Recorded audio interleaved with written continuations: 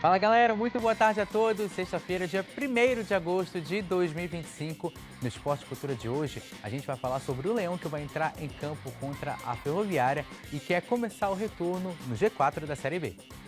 Eu creio que mais 30 pontos, 31 pontos no segundo turno, você tem esse acesso à Série A. O Papão entra em campo no domingo e quer começar o retorno fora do Z4 da Série B. O segundo turno é um campeonato completamente diferente, né?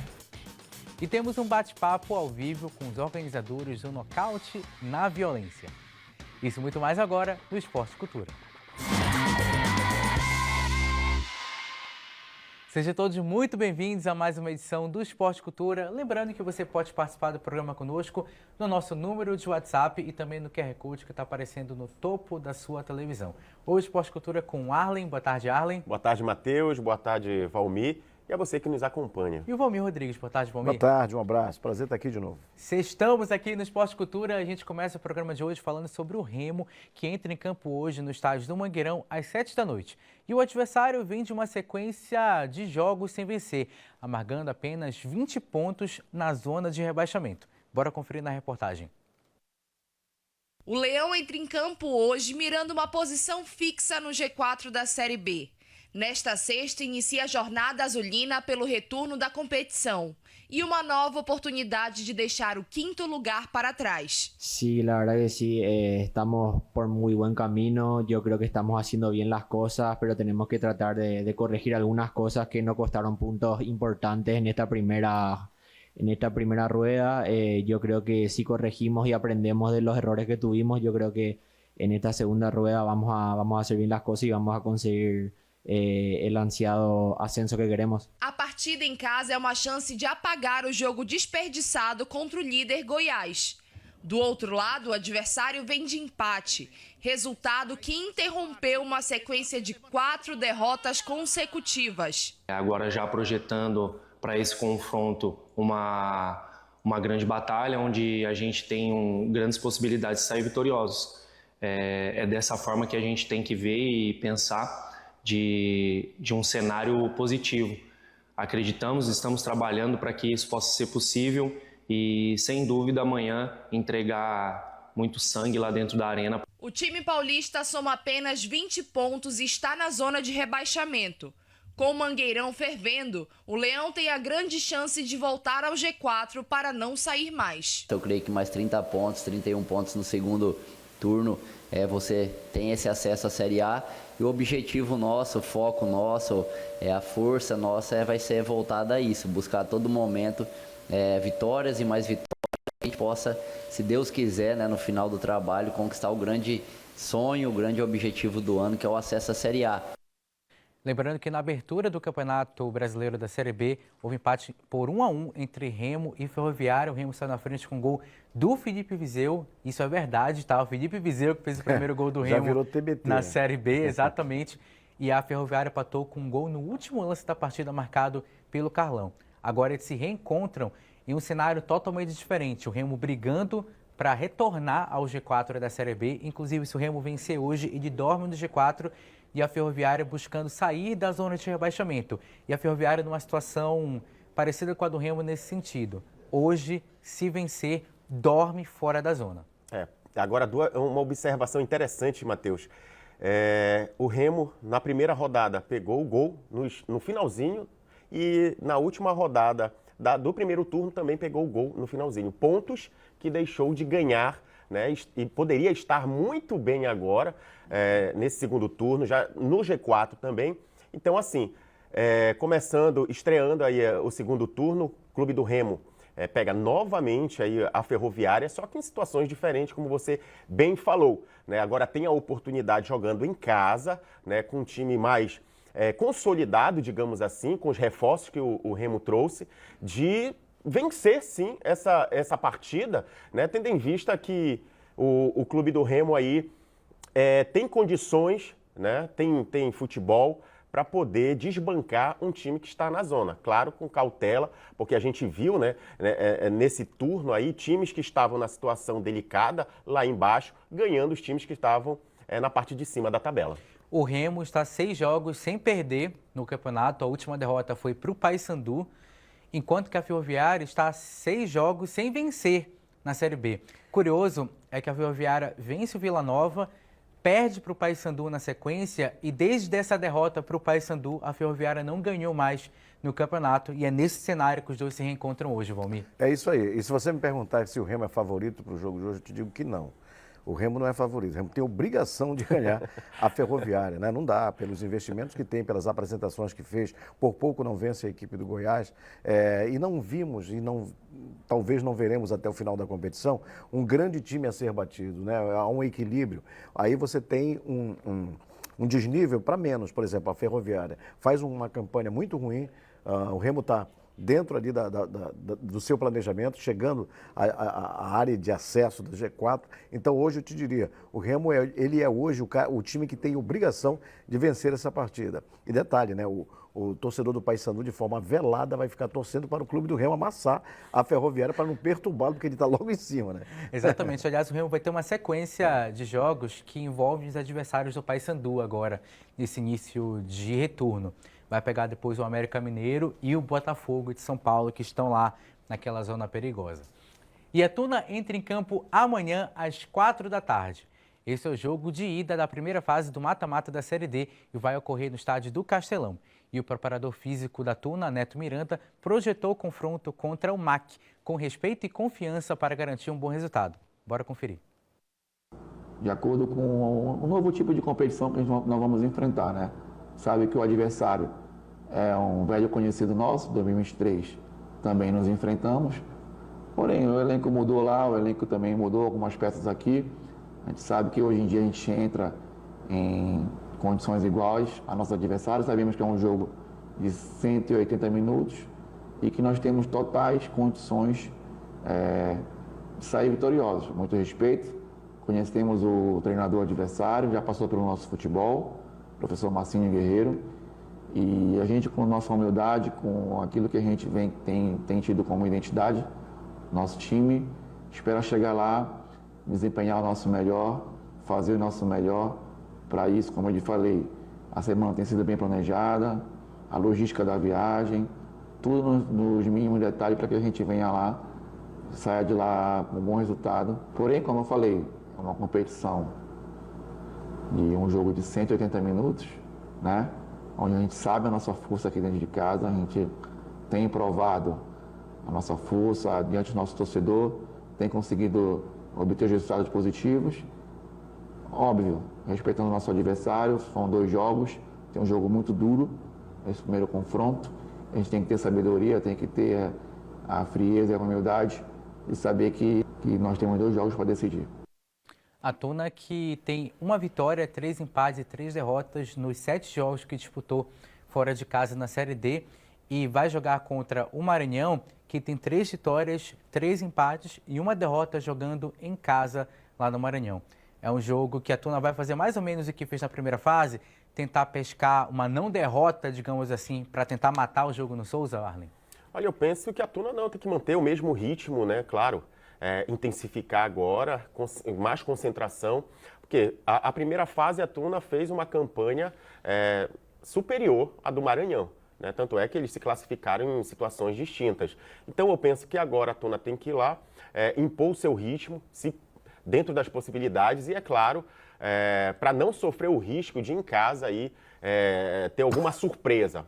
Mas eu acredito bastante, né, que a Tuna em casa vai manter a sua invencibilidade na Série D. Vocês gostavam de assistir Pica-Pau, o desenho? Eu adorava Pica-Pau. Sim. Que tinha um personagem que falava assim, oi meu chapa, pro Pica-Pau. É a Tuna agora com o Maranhão. A Tuna fez uma campanha sensacional na Série D, 6º lugar na classificação geral, 1º lugar no grupo e reencontra o Maranhão. Oi meu chapa. Os dois se enfrentaram na Série D de 2023. 23, né? Exatamente. Mas assim, eu acho que tanto o MAC quanto a Tuna de hoje, eles não se parecem muito com o de 23, não. Eu acho que tanto a Tuna quanto o MAC, eles evoluíram tecnicamente. São duas equipes mais experimentadas, melhores, digamos assim, a Tuna mais calejada jogando essa Série D. A mesma coisa o MAC, embora não tenha se classificado com a mesma pontuação da Tuna, com a mesma performance, mas é um time a ser respeitado. Mas eu acho que a Tuna não vai para o jogo pensando em empate. Né? Para ela trazer o empate, ela tem que pensar em vitória, porque se ela pensar em empate, de repente pode amargar uma derrota. Agora, se for comprovado a sequência dela, como foi a primeira fase, a Tuna venceu todos os jogos em Belém na primeira fase. Então, se ela conseguiu um empate lá, uma vitória certa aqui leva a Tuna para avançar na próxima fase. Era o Texugo, personagem lá do Texugo. Pica-Pau. E a Tuna terminou a primeira fase com 100% de aproveitamento em casa. Somente a Portuguesa na Série D conseguiu um aproveitamento semelhante. E amanhã também vamos ter a final da Série A2 do Parazão Bampará 2025. São Raimundo e Amazônia decidem o título da competição no estádio do Mangueirão às 15h. As duas equipes já conquistaram acesso à elite. O técnico do São Raimundo, Robson Melo, projetou o confronto. Bora conferir. Semana positiva de trabalho, um grupo que foi incansável nessa temporada. A gente sabe que o que marca uma história de um clube grandioso como esse é título, o legado que vai ficar. Eu acho que a gente fica marcado na história se levantar a taça. Máximo respeito ao Amazônia, mas o trabalho que essa direção, que essa comissão técnica fez, que esse grupo comprou, se comprometeu no dia a dia, tem que ser coroado com o título.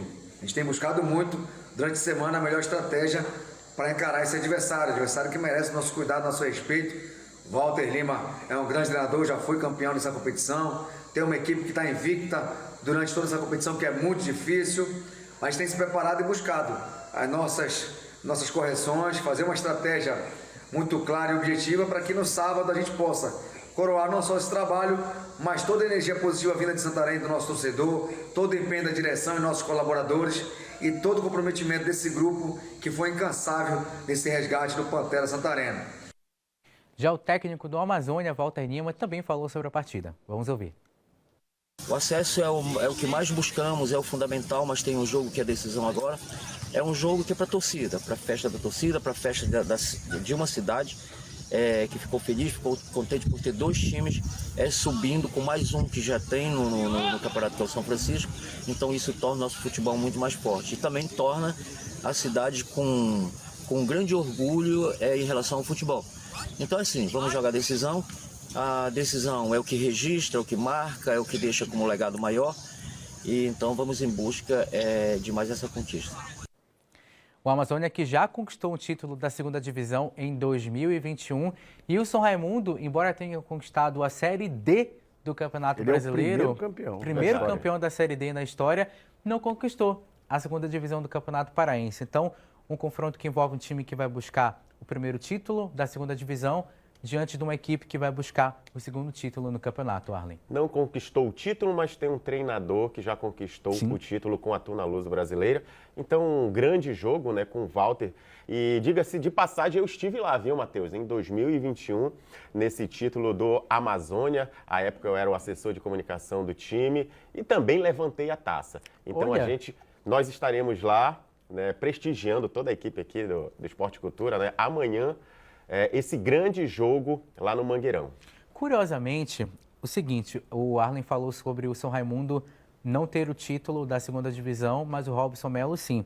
O Amazônia tem o título da segunda divisão, mas o Walter Lima ele era presidente do Amazônia naquela ocasião. O Matheus Lima, o filho dele. Matheus Lima, que era o técnico em 2021 do Amazônia. Eu lembro, garoto de 25 anos, né, filho dele. Exatamente. Assim, parabéns por ter levantado essa taça aí.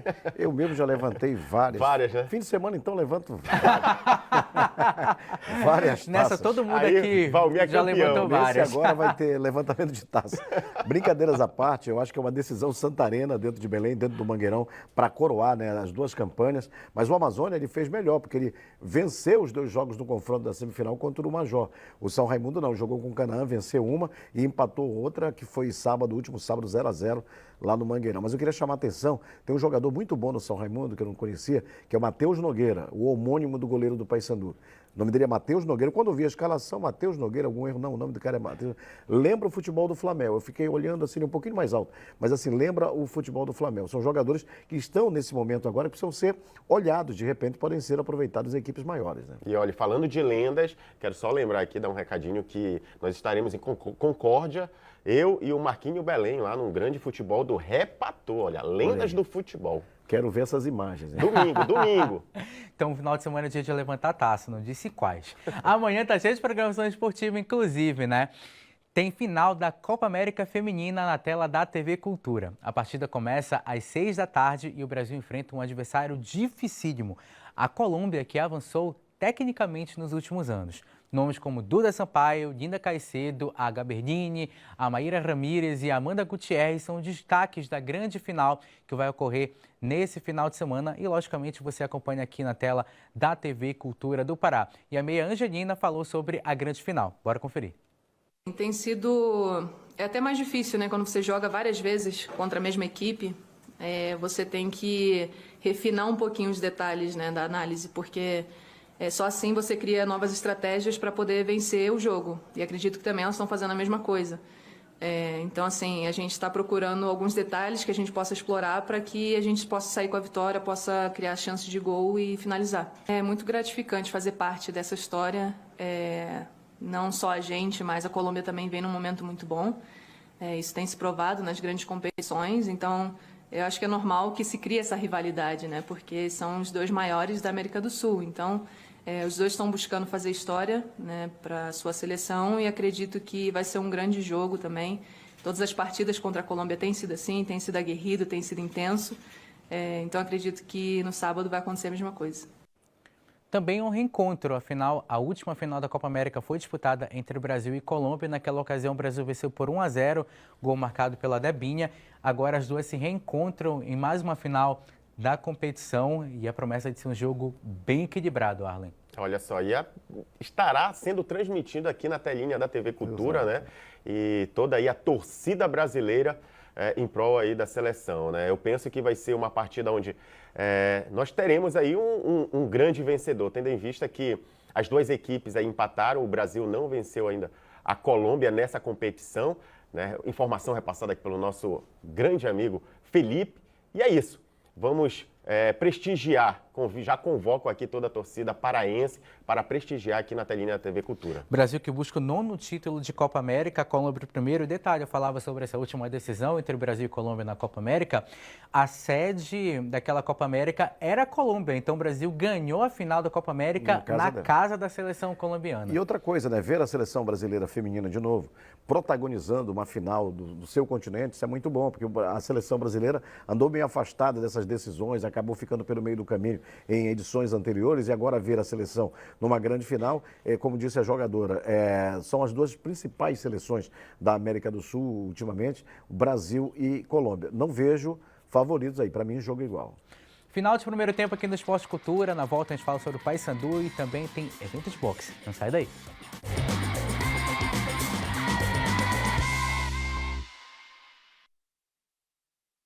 Estamos de volta com o Esporte Cultura. A gente começa o segundo bloco falando sobre o Paysandu, que enfrenta o Atlético Paranaense neste domingo fora de casa. E o Pavão quer manter a reação na competição para se livrar do Z4 no retorno da Série B. Vamos acompanhar na reportagem do Felipe Ribeiro.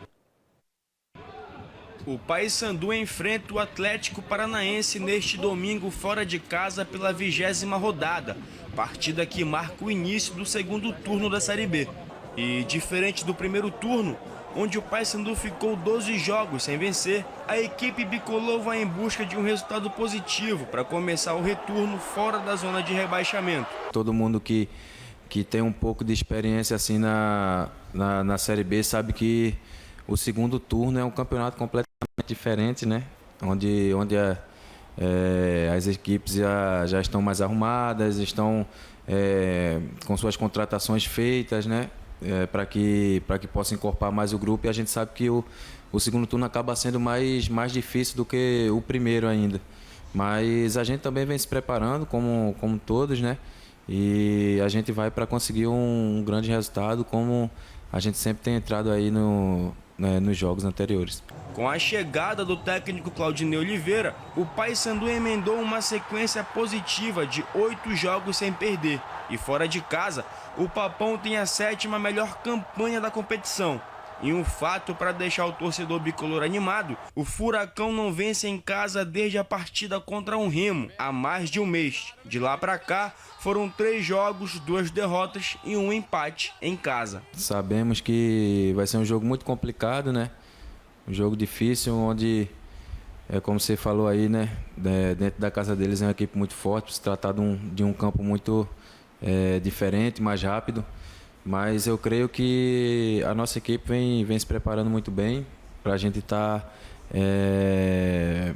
disposto, né, e preparado para conseguir esse resultado positivo no próximo jogo. No primeiro turno, vitória do Atlético Paranaense por 2-1, mas de lá para cá muita coisa mudou para os dois no campeonato. O Atlético Paranaense, inclusive, na reportagem a gente destacou a campanha que o Paysandu faz fora de casa. Vale lembrar que nessa contagem dos visitantes conta o jogo contra o Remo, tá? Que o Paysandu era visitante naquele jogo, embora a partida tivesse sido disputada aqui em Belém.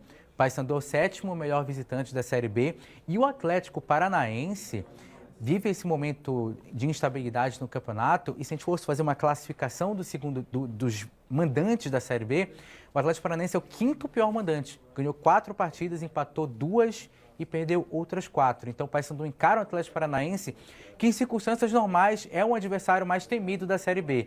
Mas nas circunstâncias de hoje, no momento de hoje, é um time que passa por muita dificuldade na competição, Arlen. Dificuldades e cobranças, né, pelo torcedor do Furacão, né, devido a essa sequência ruim que, como foi dito aí na reportagem, né, um time que caiu no ano do seu centenário, isso daí já deixou a torcida indignada. E agora, pensava assim, né, digamos, o torcedor do atleticano, né, que o time seria um dos que estariam na parte de cima da tabela, brigando pelo acesso, mas não, está ali com 25 pontos estacionado, e o Paysandu vai se aproximando. A cada rodada o Paysandu vai somando pontos, vai se aproximando, está na zona de rebaixamento, sim, mas a 5 pontos do Atlético Paranaense. E o Paysandu vai enfrentar esse time que passa um mau momento. Então é nesse momento que o Paysandu ele tem que crescer e aproveitar e trazer, quem sabe, aí um ponto lá do Paraná. Paysandu que ganhou um dos últimos 5 jogos na Série B e o Atlético Paranaense também ganhou apenas uma partida nos últimos 5 jogos, só que aí vem de 2 derrotas e 2 empates e o Paysandu 1 vitória e 4 empates.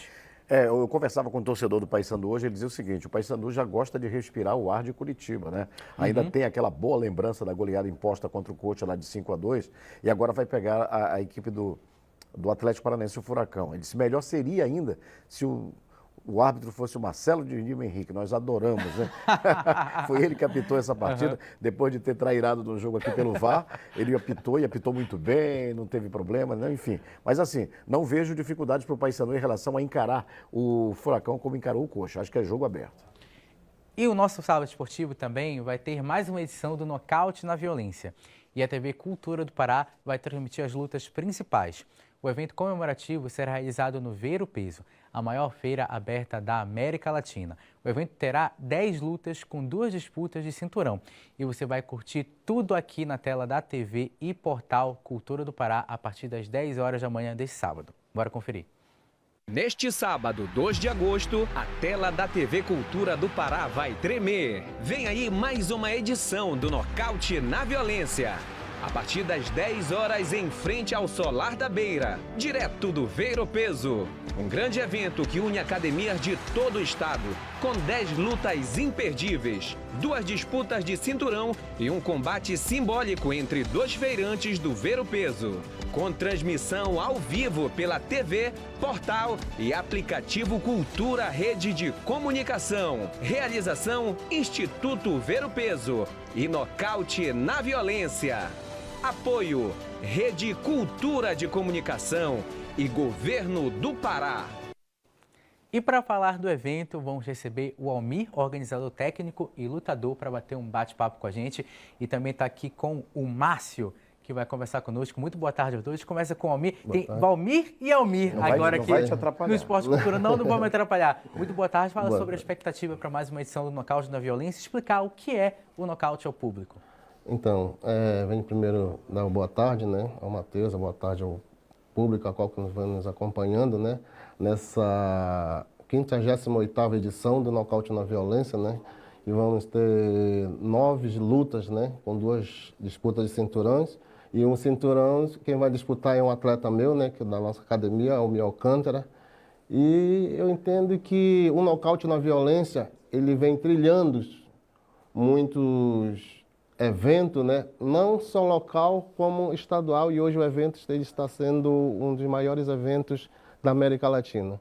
Márcio, me fala um pouco sobre o que a gente vai acompanhar amanhã lá no Ver o Peso em relação às lutas e ao nocaute. Boa tarde a todos, boa tarde, boa tarde a pessoa que está vendo a gente aqui. O nocaute, ele veio para abranger, né, e dar mais visibilidade para a garotada, né, que almeja ser lutador, chegar ao pódio do profissional, né, que como tirar a garotada da rua, tirar a garotada da marginalidade, essas coisas e tal, entendeu? E é um grande evento, tá? Vai ser um show lá no Ver o Peso, mais um dos nossos. E só para a gente demonstrar o quanto o nocaute consegue ir longe, o Michel Pereira foi do nocaute, hoje faz parte da seleção. Valmir. Tá, estamos vendo as imagens aí das edições anteriores, né? A TV Cultura sempre acompanha.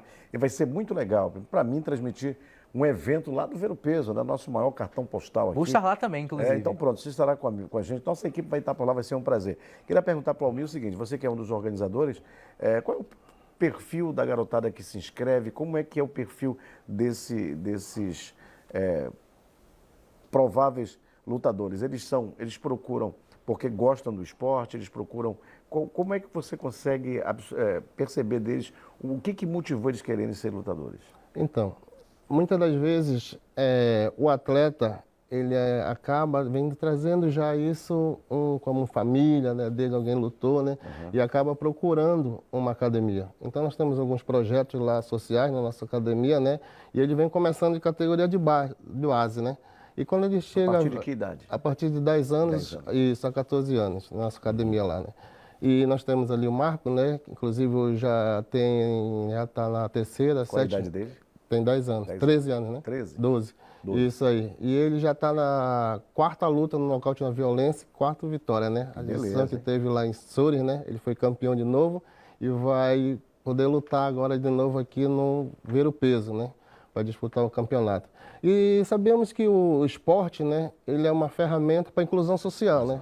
Entendeu? Então nós começamos de base, o aluno vai tendo uma grande disciplina e vai ali trilhando já desde jovem uma grande disciplina e voltado para o esporte que é o boxe. E parabéns por vocês terem escolhido ali o Ver o Peso, vai ser muito legal, vai ser inédito, uma luta de boxe lá no Ver o Peso. E tu lutas também, não? Eu já fui lutador, né, muito tempo, né, fui lutador, eu treinei muito tempo com Lissa, muitos anos atrás, né, hoje eu tenho 30 anos.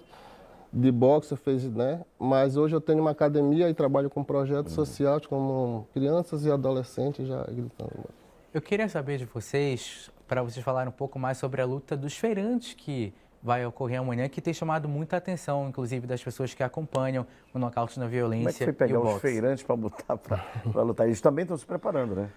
Sim. Um dos feirantes, que é o Max, ele treinou com a gente lá na academia, fez um camp lá com a gente, né? Ele já treinou uma época lá também, e inclusive ele treina contigo também, né, Almir? Também treina lá no Almir.